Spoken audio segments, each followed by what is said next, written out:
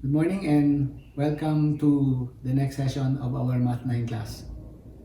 We will be having lesson 3.3, which is solving quadratic equations using factoring method. Okay, solving quadratic equation using factoring method. So we again have this one here, this quadratic equation. Step 1, when we use factoring method, is to write the given equation in standard form.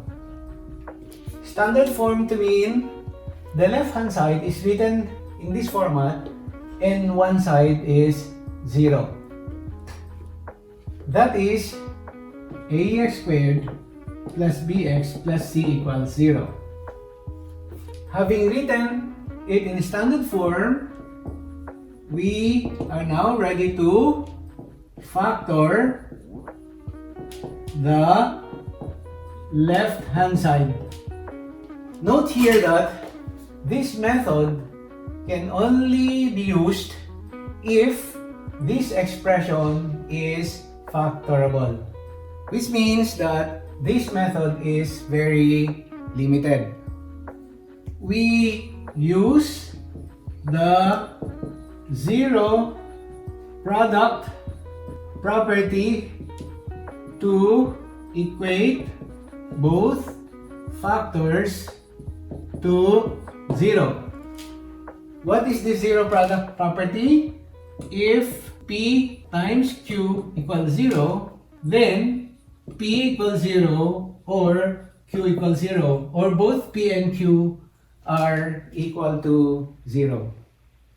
Step 4 will be solve the resulting first degree equations. Okay, so here are the steps that you will follow if you want to implement the factoring method. Again, I'm saying that you can only use this method if the resulting expression, when you write the equation in standard form, is factorable. Otherwise, you can use other methods. Let's have some exercises. Example 1. Suppose we have x minus 3, x plus 5 equals 0. You are already given a factored form of this quadratic equation. So, we immediately proceed to the last step where we equate both of these factors to 0, which means x minus 3 equals 0 or x plus 5 equals 0. Solving this equation, here we get x equals 3 or x equals negative 5. Hence, your solution will be x equals 3 or x equals negative 5. I am emphasizing here that since this is a second degree equation, we can at most have 2 roots that we can find to satisfy this equation. For the next example, suppose we have 1/2 x squared minus 3x equals 0. Notice that this equation has a fraction as one of the coefficients. And for as long as the constant term is 0, then the equation will always be solvable through the use of the factoring method. So the first thing that you have to do here is, it would be better for us to make these fractions, if there are fractions in your equation, to change them to an equation with integer coefficients. So I can multiply everything by 2, and this gives me x squared minus 6x equals 0. This equation now is in the standard form, for a equals 1, b equals negative 6, and c equals 0. Then, from this point, we can now do the factoring. Common monomial factor, x times x minus 6 equals 0. And from the zero product property, I can write this as x equals 0 or x minus 6 equals 0. Solving for x, we get x equals 0 or x equals 6. Hence, the solution set will be 0 or 6.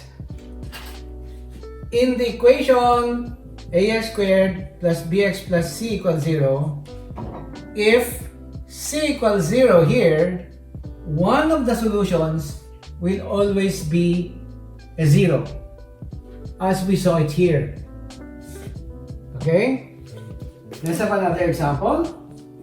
Suppose I have here x minus 5 squared equals 9. If you have this equation and you want to do factoring method, the first impression that you will have here is for us to have this equation be written in the standard form, because that's what the process of factoring method tells us.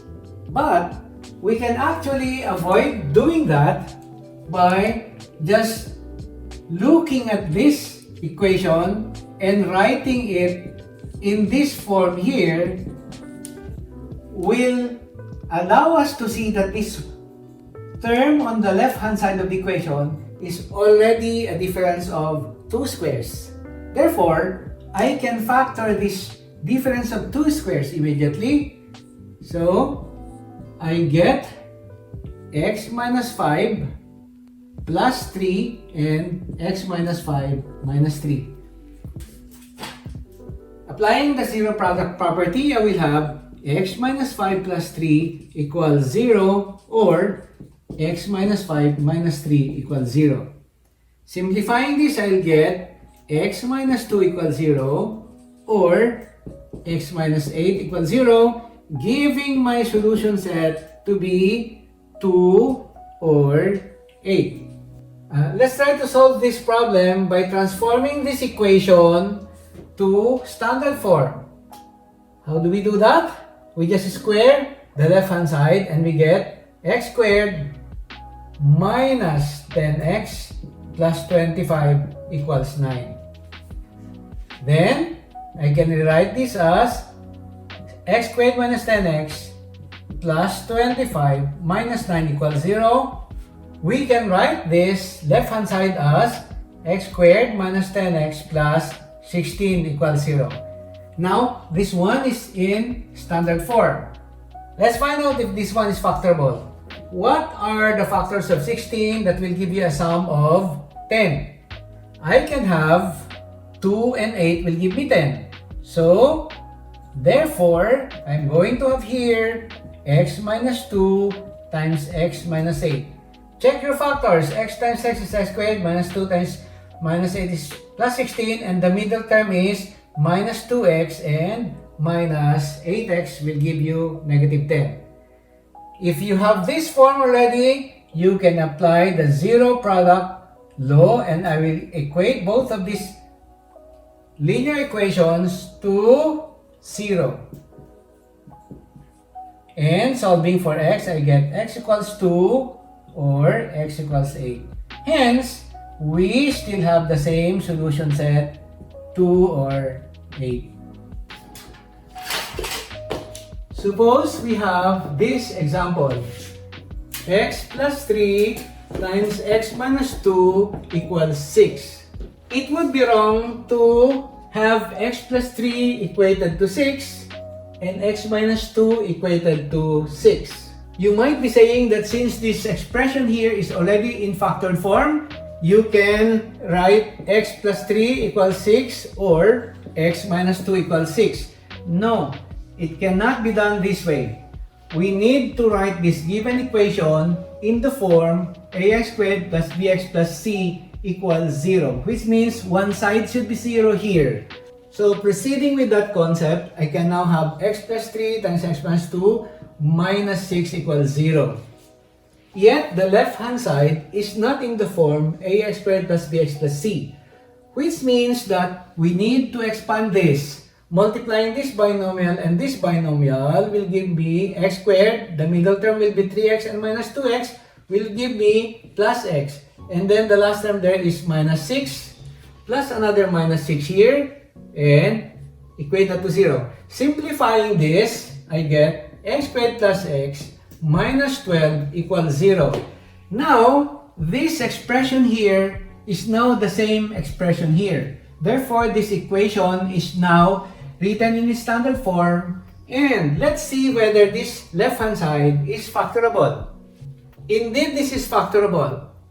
We want to express the left-hand side as x plus 4 times x minus 3 so that the middle term here becomes a 1. So these are the correct factors of x squared plus x minus 12. Equating this to 0, we have that. And again, applying the 0 product property, we get x plus 4 equals 0 or x minus 3 equals 0, which gives me x equals negative 4 or x equals 3. Again, our solution will be negative 4 and 3. These are the two values that will make this one left-hand side equal to the right-hand side. Let's see if x equals negative 4. Negative 4 plus 3 is negative 1. And negative 4 and negative 2 is negative 6. So multiply negative 1 times negative 6 will give you a 6. Similarly, if x equals 3, this will be 3 plus 3 will give you a 6. And then 3 minus 2 is 1. So 6 times 1 equals 6.